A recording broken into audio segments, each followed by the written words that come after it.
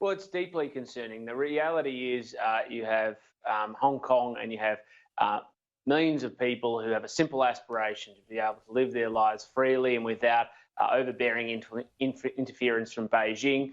And what we've seen over the past 48 hours is Beijing turn around, implement a new national security law to justify interference directly into the affairs and to override the democratic processes that are in place. And, I think what Beijing politely has underestimated is that a lot of the people, and I've spoken to Josh Wong, who was just on your program just there, or being interviewed in that program just there, is that they feel like they have nothing to lose because either way, if Beijing gets their way, then they will suppress people's liberties and freedoms. So this claim that it's to ban treason, sedition and subversion is just a ruse, to try and get into Hong Kong? It's not a ruse. It's just that they'll interpret those terms very broadly. And so anybody who dissents, anybody who has a different opinion, everybody stands up and speaks out, anybody uses their freedom of speech to question, to challenge authority will fall under that parameter. This is one of the reasons why freedom of speech is so fundamental, because you actually need the freedom to speak out against tyranny or oppression or authoritarianism. And it's why it's a value that can't be compromised. Does it increase China's capacity to do harm? Well, I think let me wait and see how this, in practical application works out. But what we know is that terms like sedition and suppression and everything else can be very liberally used by Beijing as it sees fit, and as a consequence, you'll see suppression, I think. Okay, well, still on China and closer to home, in fact, in your state of Victoria, Daniel Andrews is under fire for his links and his investments in the Belt and Road Initiative. What part of that vexes you?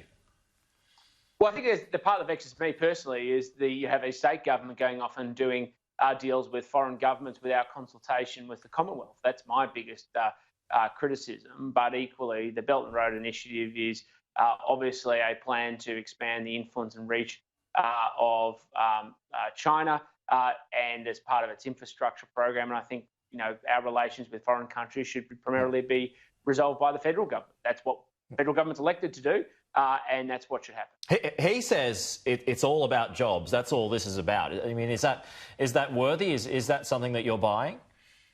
Well, if it's all about jobs, then he would have had no problem going through each step with the Commonwealth government, because that's the level of government. We care about jobs too. In fact, we have primary responsibility for the economy and our relationships with other countries. I think, frankly, that's just a ruse rather than actually, the reality is that this deal should have gone through proper processes and with the Commonwealth. Well, I mean, is there a disconnect at the moment between the federal government and the Victorian state government? You've got the Andrews government is basically being openly critical of our government's push for an inquiry, and in return, that may have led to these extra tariffs that are being placed on barley. I mean, all's not well. Well, I don't agree with the Victorian government narrative on this, but they'll be accountable for their own words. But in the end, the Commonwealth has responsibility for relationships with other countries. And when you come to a state government going behind effectively the Commonwealth's back to go and do deals with the government of China and the Chinese Communist Party, I think the public takes a pretty dim view. And I think they should take a pretty dim view because in the end, it raises big questions about our sovereignty, about making sure that states do the proper thing by our country. And now they're trying to say it's all about jobs, I think, is a distraction from, frankly, a pretty questionable deal that they've done behind the Commonwealth's back. What about these comments that the Secretary of State said on the weekend, Tim, that the US would disconnect from us? I mean, it was a hypothetical question that he was answering, but and the ambassador moved quickly to clarify that. But does it give you an idea of their thinking? Well, it shows you that the United States feels strongly that, obviously they have alliance partners like Australia, and they expect us to work with them cooperatively. And we have, we had a decision around Huawei and their investment in our telecommunications network. There was a restriction on that because it wasn't deemed to be consistent with our national security obligations, particularly as part of our Five Eyes partnership with the United States, Canada, New Zealand, and the United Kingdom. And so what they're saying, I think, and the US is flagging, is that they will obviously have to protect their own national security interests, and Australia should do the same. And do you believe that there is a risk? There's a security risk with telecommunications infrastructure?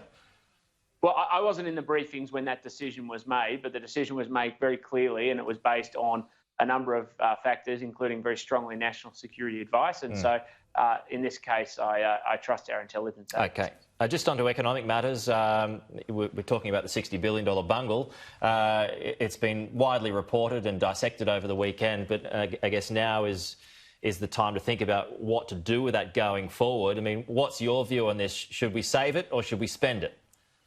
Well, I think it's quite straightforward. The fundamental difference between a Liberal government and a Labor government is when you get $60 billion $60 billion more of debt. A Liberal government says, we're not going to take on that debt. A Labor government would say, hey, we're going to go off and spend it frivolously without any regard. And so that's the fundamental dividing lines among many in politics. And so I think it's a pretty straightforward proposition. Let's not go further into debt. That's what the Treasurer has been saying and the Prime Minister's been saying, and I think that's 100% right. There is the argument, though, that if you put that money out into the economy, that it gets injected, and so it increases cash flows. I mean, are you buying that at all? Well, liquidity is not a problem in the Australian economy. This is what is the fundamental difference between the economic consequences of a health pandemic and an economic crisis. It didn't start as an economic crisis. It started as a health crisis that's had economic flow through. There's no fundamental problem of liquidity in the economy. There's plenty of cash. The challenge we've got is around businesses reopening, and then, of course, adjustments that are going to be made because of the legacy of a couple of months of shutdown. So simply pumping more money into an economy that can't do transactions isn't going to boost economic growth.